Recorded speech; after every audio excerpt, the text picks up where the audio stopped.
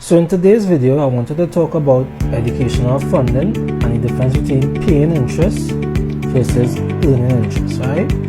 So let's say we're looking at the cost of education in Trinidad and Tobago. Now, this is a figure that, based on my research, in terms of a diploma, a bachelor's and master's, going straight up to master's, this is how much it will cost. But let's say with inflation, in the next 20 years, this figure might double and maybe round it off to 300,000 as the total cost in the next 20 years, right? Now, here we're going to look at paying interest. Let's say if it is you have a child that you want to send to university to make sure that they have a strong foundation, and let's say they come to you and they say, "Mommy and Daddy, I want to do my master's," and whatever it may be, and the cost comes up to 300,000. Let's say if that 300,000 isn't readily available. One thing I learned from being a parent: no sacrifice is too small or too big for our children. So one of the things, the options that we may have to do if it's not readily available, is we may take a loan, right?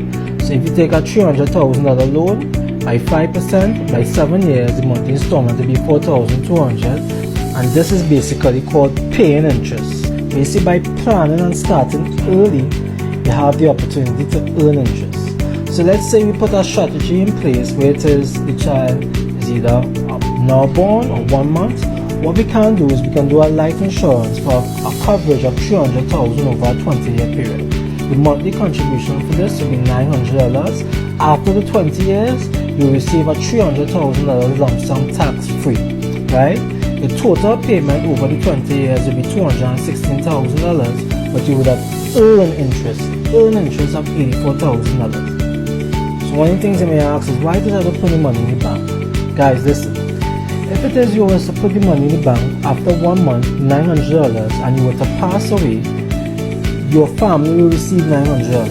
But with the life insurance, with this strategy, they will receive $300,000. After 2 months, and you pass away, God forbid, they receive $1,800, but here they receive $300,000. After 3 months, they receive $2,700, but here they receive $300,000. So where do you think, in terms of planning for the future, in terms of education funding, your money has the most value?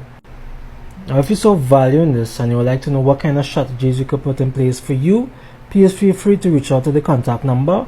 However, until then, continue to follow for more tips and ideas on insurance.